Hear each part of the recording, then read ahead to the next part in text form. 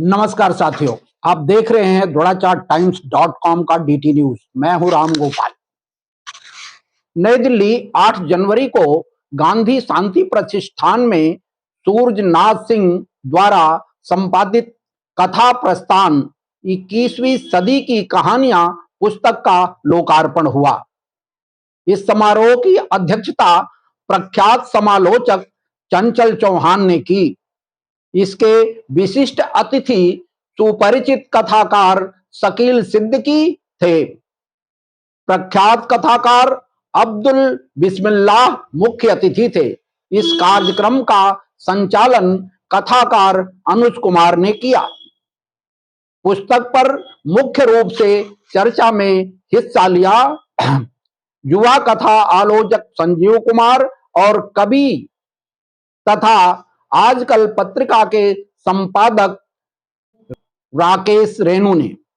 इस अवसर पर परिकथा पत्रिका के संपादक शंकर, कथाकार हरि यश राय, कथाकार प्रोफेसर शिवराज सिंह बेचैन, समीक्षक प्रेम तिवारी, कथाकार सरिता कुमारी और गजेंद्र रावत ने अपनी बातें रखी। कार्यक्रम में अतिथियों का स्वागत करते हुए सूरजनाथ सिंह ने पुस्तक के बारे में समीक्षा परिचय दिया और कहा कि 21वीं सदी में हिंदी कहानी का मिजाज काफी कुछ बदला है और वह पुस्तक उस बदलाव की एक झलक पेश करती है। इस पुस्तक में 41 कथाकारों की कहानियां संकलित हैं जो विभिन्न विमर्शों और बदलाव के रंगों को पेश करती हैं।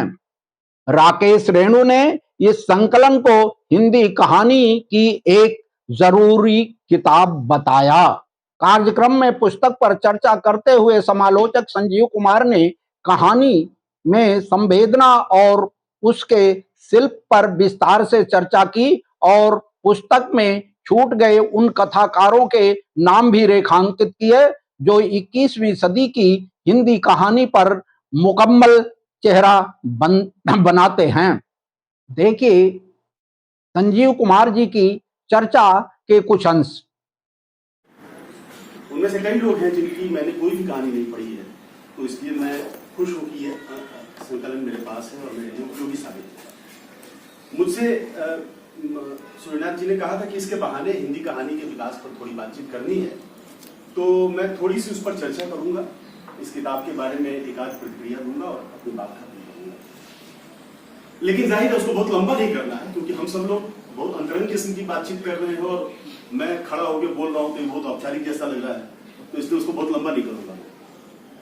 देखिए, मेरी समझ विकास के आख्यान को लेकर यह है कि अभी तक कहानीकार भी और आलोचक भी जब कहानी के विकास पर बात करते हैं तो उसको जांचने का जो मापदंड उनके पास होता है वो है कि कहानीकार क्या समस्याएं उठा रहे हैं और उनके बारे में क्या ओपिनियन रख रहे हैं, उनकी राय क्या है। ये एक बहुप्रचलित, ये इस किताब की भूमिका में भी है, भूमिका मैंने पूरी पढ़ ली है और हम सब लोग जो आपस में बातें कर रहे हैं उस बात में भी यही उभर कर आ रहा है कि कब कौन सी समस्याएं समाज में है, कहानीकार उनको कैसे उठा रहा है, कैसे उनसे एंगेज हो रहा है, उनके बारे में क्या राय रख रहा है, वह राय कितनी प्रगतिशील है, कितनी प्रतिक्रियावादी है, वगैरह वगैरह। ये भी हो सकता है कि उसमें हो। मुझे हमेशा लगता है कि इसमें एक चीज छूट जाती है। ये बहुत जरूरी है, मैं ये नहीं कर रहा हूं कि ये गैर जरूरी है, ये बहुत जरूरी है, लेकिन चूंकि ये है ही तो फिर उसको अलग से मैं क्या बताऊं। मेरा ये मानना है कि उसकी वजह से एक चीज जो बहुत जरूरी है और छूट जाती है वो ये कि संरचनागत स्तर पर जो बदलाव आते हैं उन्हें हम नहीं देख पाते, हम उनकी नोटिस ही नहीं देते। जबकि कई बार मुझे लगता है कि कहानी की विकास यात्रा को आप संरचनात्मक बदलावों की कड़ियों के रूप में अगर देखें तो चीजें बहुत सारी खुलने लग जाती हैं। और इस बात में नामवर जी बहुत माहिर थे। आपकी उनसे लाख असहमतियां हों, लेकिन नामवर जी ने जब कहानी की आलोचना के बारे में लिखा तो संरचना संबंधी समझ उनकी अद्भुत। आप सोचिए कि मैं इस बात को भी कई बार कोट कर चुका हूं, फिर से कर रहा हूं कि नई कहानी के बारे में इससे ज्यादा समृद्ध सूत्र किस कहानीकार ने दिया कि इसमें किसी एक जगह पर संवेदना स्थिर नहीं है, वो द्रवीभूत होकर कहानी के पूरे शरीर में भर गई। कमाल का सूत्र है। और मैंने इसके बारे में लिखते हुए ये कहा है कि इस तरह के किसी सूत्रीकरण तक पहुंचना आलोचक की सबसे बड़ी ख्वाहिश होती है। और इसके बाद एक और सूत्र देखिए कि वो जीवन के टुकड़े काटता है, स्लाइसेस ऑफ लाइफ वो काटता है, लेकिन उसको काटते हुए ध्यान रखता है कि सारे रंग रेशे सुरक्षित रहें। ये दोनों कहानी के ढांचे के बारे में वक्तव्य है, ये ध्यान रखिएगा। ये दोनों कहानी के संवेदना पक्ष के वक्तव्य नहीं। निश्चित रूप से ढांचागत बदलाव किसी संवेदनागत दबाव में ही आते हैं। हमारे समय का कोई यथार्थ होता है जिसके दबाव में वो ढांचागत बदलाव कहानी में लाया जाता है। लेकिन ये आश्चर्यजनक है कि न तो कहानीकार अपने उस ढांचागत बदलाव को लेकर सजग होते हैं, ना आलोचक सजग होता है। नई कहानी के ज्यादातर कहानीकारों ने जब लिखा अपने बारे में तो उन्होंने यही कहा कि हम बने बनाए ढांचे के फ्रेम के यथार्थ को नहीं लेंगे, हम अनुभव की प्रामाणिकता को लाएंगे, हम भोगे हुए यथार्थ को लाएंगे। नामवर जी ने लिखा है कि यथार्थ जैसे गोलमोल शब्द को लेके, ध्यान दीजिएगा इस विशेषण पर, गोलमोल शब्द, यथार्थ जैसे गोलमोल शब्द को लेके हर पीढ़ी अपना वैशिष्ट्य बतलाती है। तो ये जो संरचनागत पक्ष की उपेक्षा है और जिसके बारे में मैं ये कहता रहा हूं कि वह हिंदी कहानी में आलोचना की शब्दावली की अनुपस्थिति के कारण भी है और उस अनुपस्थिति का कारण भी है।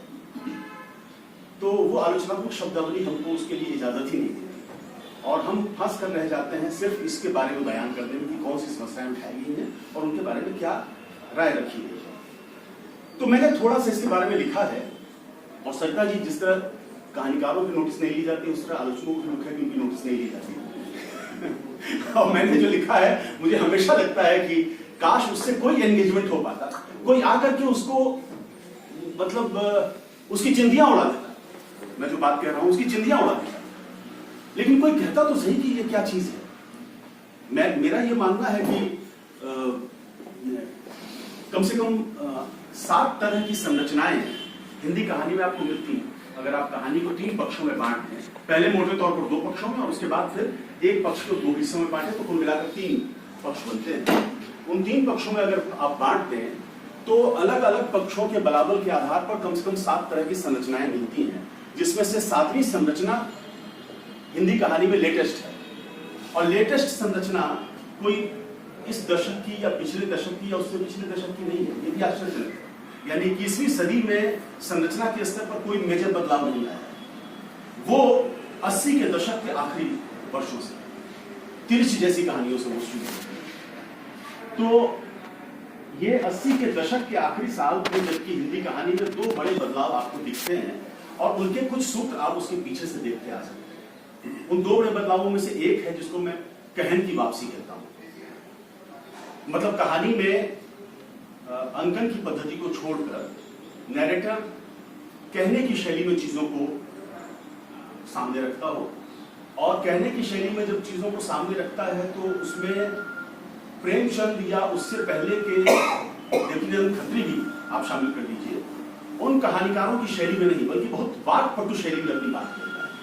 आप उदय प्रकाश के नैरेटर को देखिए तो कितना वाक्पटु नैरेटर है और कितनी सारी चीजों को वो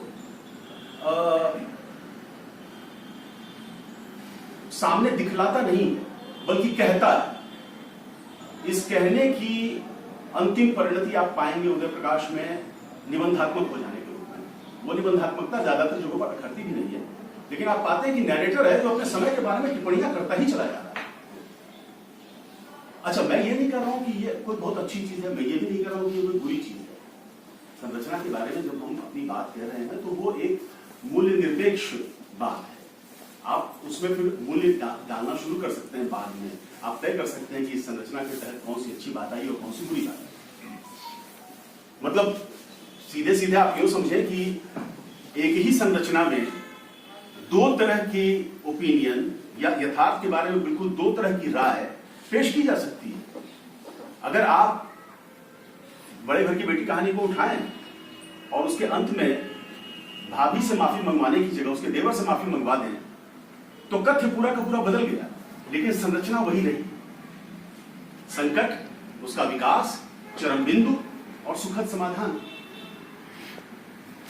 आख्यान संरचना वही है, लेकिन बात बदल गई, मतलब बदल गया। तो मैं ये कह रहा हूं कि इन बदलावों की हमको शिनाख्त करनी चाहिए, उनकी पहचान करनी चाहिए, और उसके आधार पर ही हम शायद इस नतीजे पर पहुंच पाएंगे कि हिंदी कहानी सचमुच अपने किस दौर में फिलवक्त है।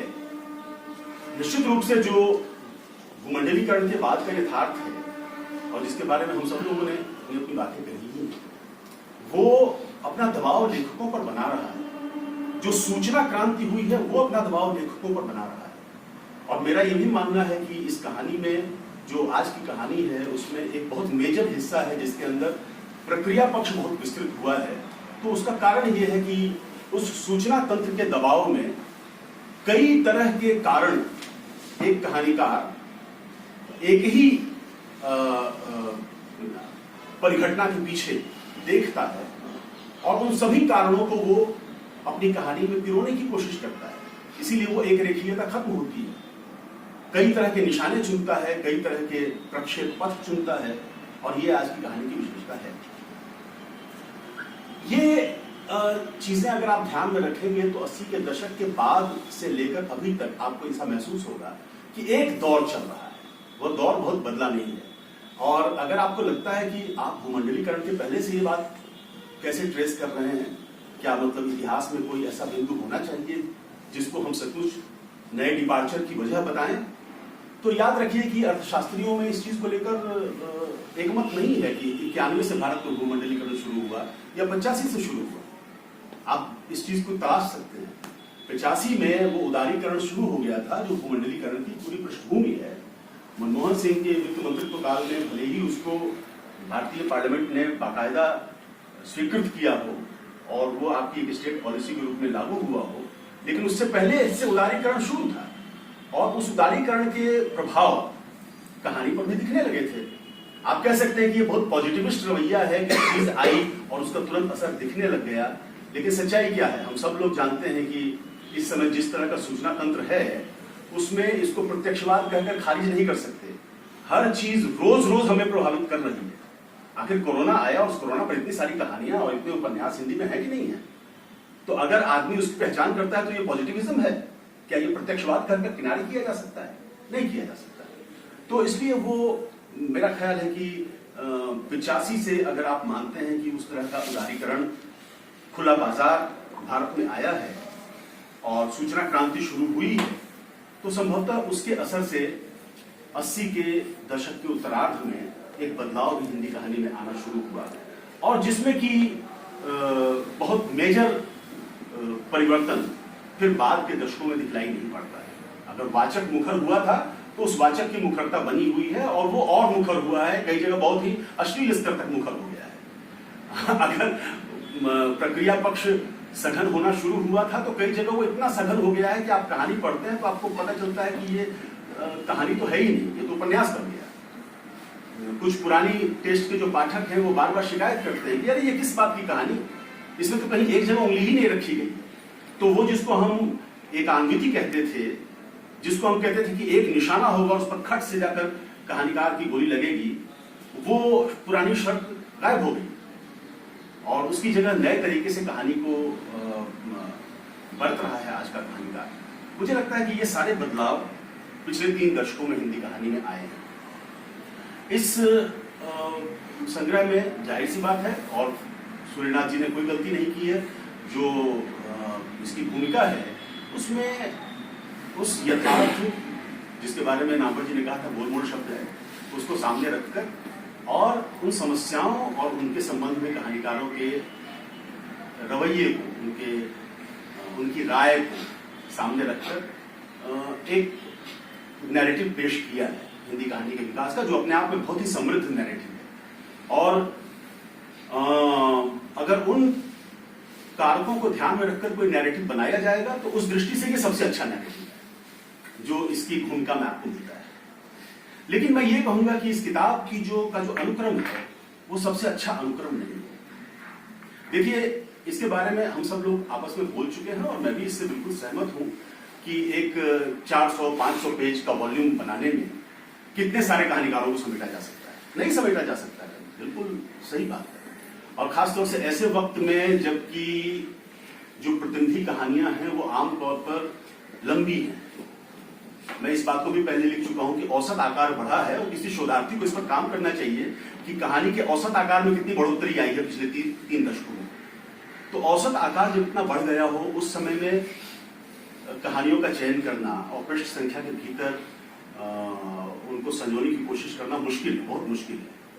लेकिन मेरा यह मानना है कि कुछ लोग ऐसे हैं जिनके बगैर आप 21वीं सदी की कहानी पर बात नहीं कर सकते। कई लोग हैं जिनके बगैर बात कर सकते हैं। तो वो कुछ लोग कौन हैं? मेरी सूची अगर आप मांगेंगे तो मुझे लगेगा कि योगेंद्र आहूजा के बगैर वो बात नहीं हो सकती, अनिल यादव के बगैर वो बात नहीं हो सकती, किरण सिंह के बगैर वो बात नहीं हो सकती, कुणाल सिंह के बगैर नहीं हो सकती, चंदन पांडे के बगैर नहीं हो सकती, मनोज कुमार पांडे के बगैर नहीं हो सकती। ये सब लोग इस सूची में अनुपस्थित हैं। और अनुपस्थितों की बात तो छोड़ दीजिए, बहुत सारे अनुपस्थित होंगे, मैं सबकी बात नहीं कर रहा हूं। मैं राकेश तिवारी को भी मानता हूं कि उनको उपस्थित होना चाहिए इस सूची में। मुझे लगता है कि प्रवीण कुमार को भी इस सूची में उपस्थित होना चाहिए। लेकिन फर्ज कीजिए कि आपको बिल्कुल जरूरी कहानीकार ही रखने हैं और ऐसे कहानीकार रखने हैं जिनके आधार पर आपको 21वीं सदी की कहानी के मिजाज को, जो कि इस मिजाज शब्द में कोट कर रहा हूं इस भूमिका से, इस मिजाज को रेखांकित करना है। तो आपको अनिल यादव, योगेंद्र आहूजा, किरण सिंह, चंदन पांडे, कुणाल सिंह, मनोज कुमार पांडे और राकेश तिवारी को छोड़कर काम नहीं चलेगा, मुझे ऐसा लगता है। इस दृष्टि से ये इस संग्रह का अनुक्रम मुझे संतुष्ट नहीं कर पा रहा है और मुझे लगता है कि इस पर आप लोगों को सोचना चाहिए था, ज्यादा गंभीरता से सोचना चाहिए। पर जैसा मैंने शुरू में कहा, मेरे पास ये संग्रह है और मैं बहुत खुश हूं कि मेरे पास पढ़ने की एक ऐसी चीज है जिसमें मेरे कई छूटे हुए कहानीकार मुझे पढ़ने को मिलेंगे। उनमें से छूटे हुए कहानीकारों में से 4-5 को मैं पढ़ चुका हूं, लेकिन अभी काफी कुछ पढ़ना बाकी है। धन्यवाद।